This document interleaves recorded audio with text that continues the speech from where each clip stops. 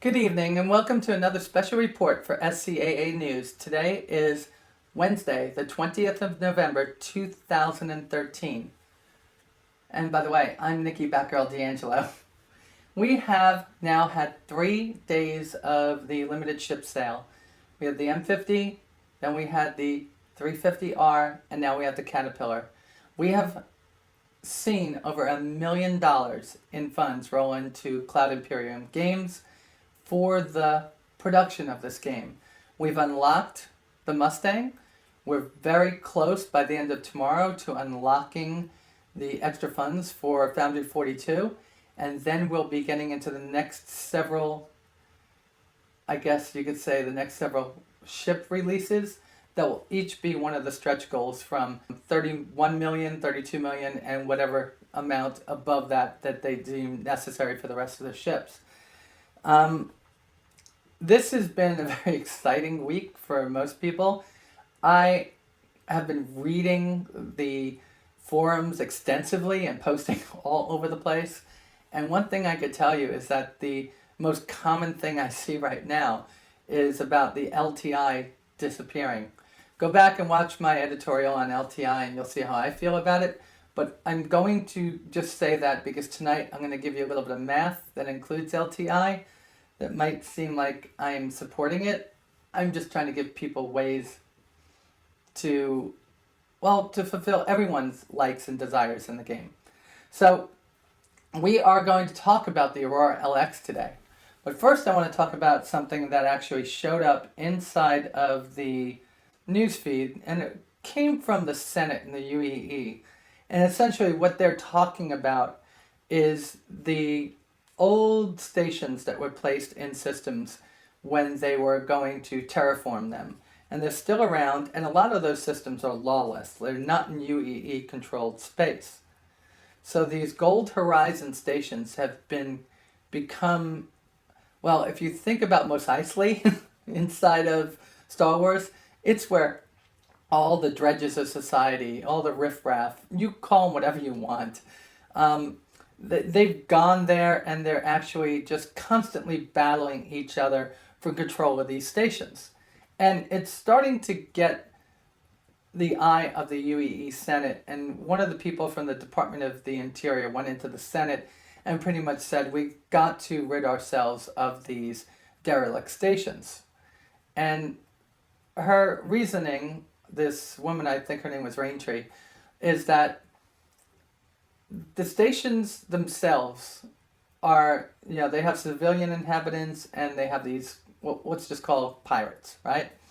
They're constantly fighting each other, but when they are controlled, they're acting as main bases to come out into UEE space and take out shipping or just civilians flying out and about. A lot of times all they do is take the cargo, but sometimes people try to fight and they just overwhelm them and take them out. So it's unheard of for the UEE to go into this lawless area and try to push their own laws on them.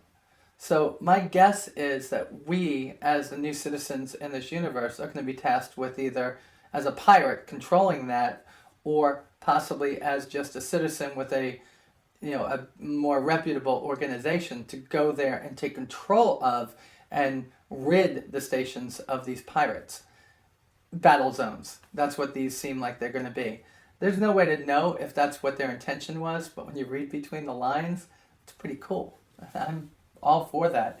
I wonder if they're going to be like people flying outside on combat air patrols, and maybe the pirates have a station and your organization has to go take it over. So you take out all the ships around it, then you move in your big transport ships, and all your people on the ships are rushed into the station, and then a firefight.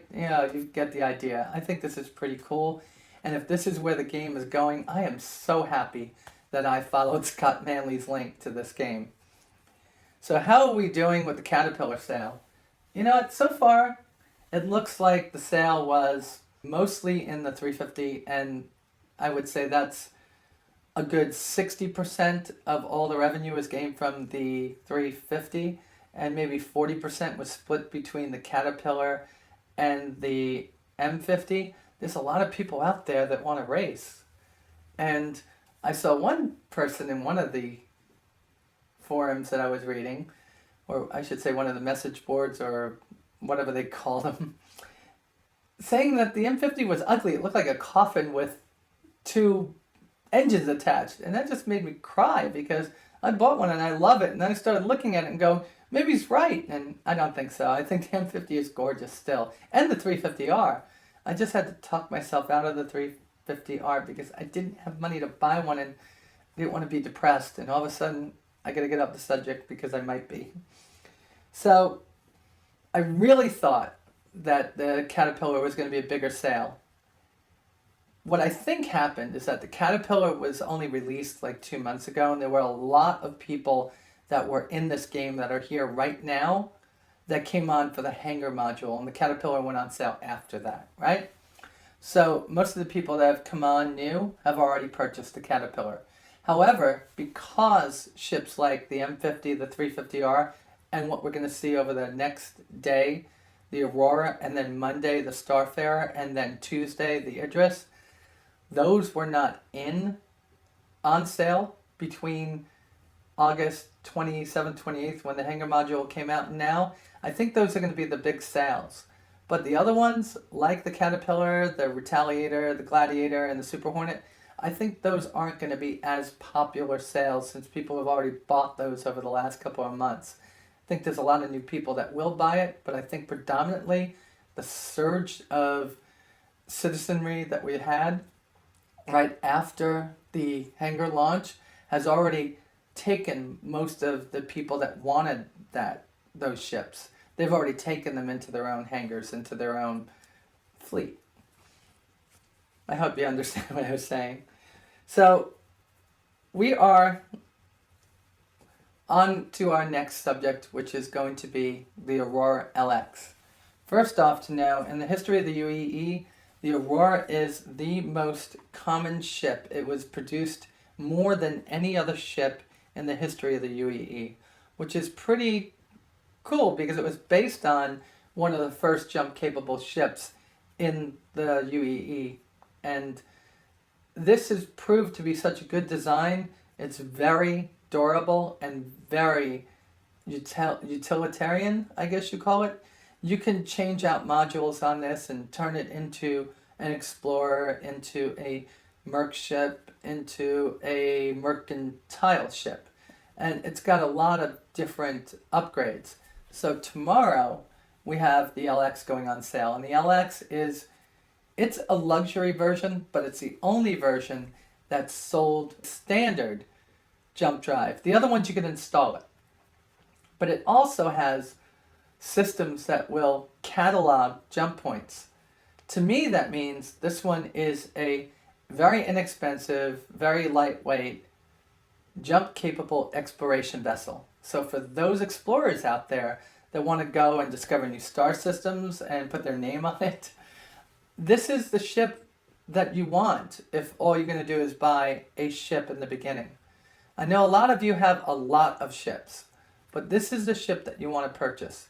And because it's in the limited ship sale, you're going to have LTI, and since most of us aren't veteran backers or original backers, it's a great way to get that initial ship LTI. This ship is 18.5 meters long, 9 meters in beam, 5 meters in height. It's crewed by one. It's 16,500 kilograms, which I find remarkable being how much smaller it is than the other ships. You look at a 350R and it's just 1,500 kilograms more, but it dwarfs the Aurora. So I wonder if that's correct. Right now you're looking at this having a light mercantile or exploration role. I just explained the exploration. It's got 4 upgrade slots. It's got 5 tons of cargo, which can be upgraded, but probably at a loss of speed or maneuverability. You've got the A&R LR5 overdrive fission mount L1, so it's a TR1 power plant. Remember, these are power plants. And then you have the 0 kb Vashkud Energia 4, which is a TR3 thruster, which they're now calling engines. You have 8 TR1 maneuvering thrusters, so it's 16,500 kilograms in TR1s. Not the most maneuverable, but probably still very maneuverable. It's got the same shield that many of the other ships in the lower price range have, which is the Gorgon Defender All-Stop. This one's a size 1 though. A lot of the other ones have size 3. So my guess would be that it's a smaller ship. It doesn't need a bigger one, or maybe the sizes mean something different. You've got the two bearing fixed M3A laser cannons. These are the little brothers to the M4As that are on the Constellation. The reason why they say fixed is sometimes these are gimbaled where they can move up and down like on the Connie. You've got one bearing marksman heat-seeking missile rack right above the unit, and that has 4 missiles on it. It's got the RSI jump engine, and it's got a store-all mini cargo pod. Again, this is very modular. There's lots of things that you could swap out, and any Aurora could be turned into any other Aurora very easily. However, I'll take that back. The LN has 2 gun mounts that are on top. So in reality, any one of the 2943 models can be turned into each other, but the 2944 still stands alone, which is the Legionnaire. Okay, we're going to do a little bit of math with Nikki right now. I know that we've talked about LTI and it seems like I'm against it. I'm not. I just don't find that it's important, but if it's important to you, you know what? For me, at this particular point in time, it's going to be important. I'm going to help you out here.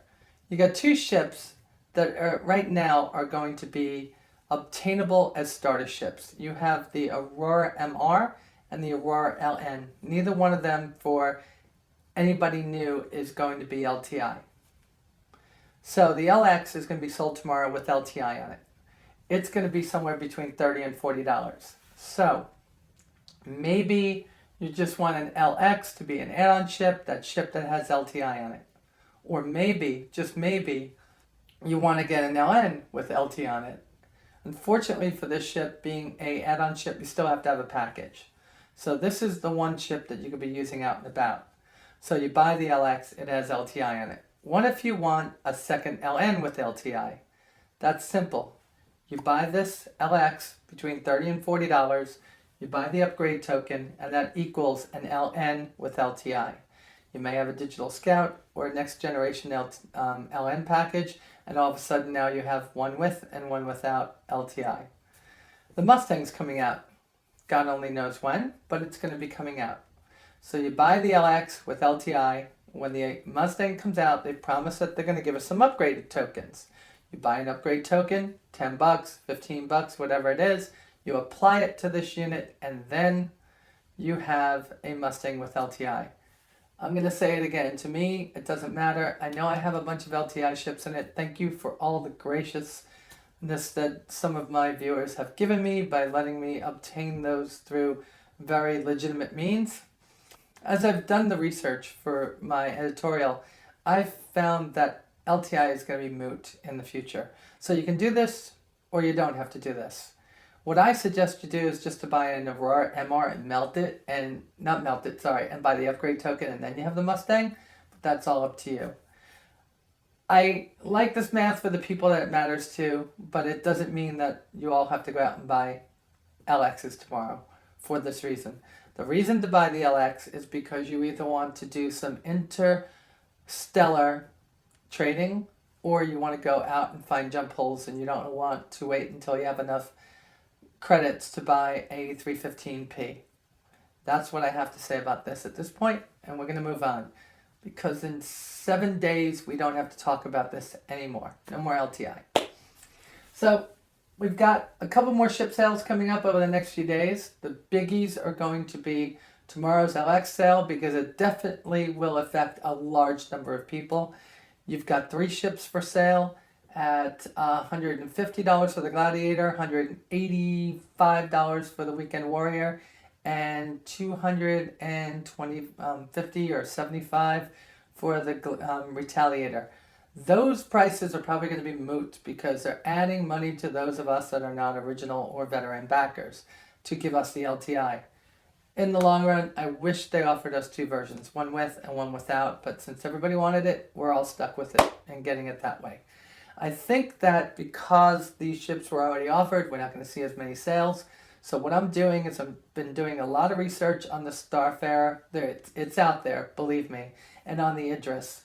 And my next two shows, Sunday night and Monday night, are going to be on those two units. Do not get your heart set on a Starfare until after my show.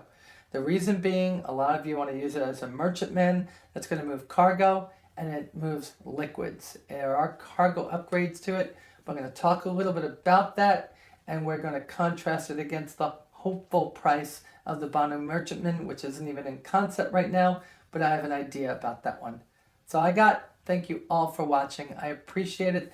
Thanks for all the likes and all the plus ones and all the subscriptions. I need 9, 10, 11 more subs to get to 100. Please help me do that. Tweet the show, tell your friends to watch it, whatever you got to do. I appreciate it. See you all tomorrow night. Thank you. Bye.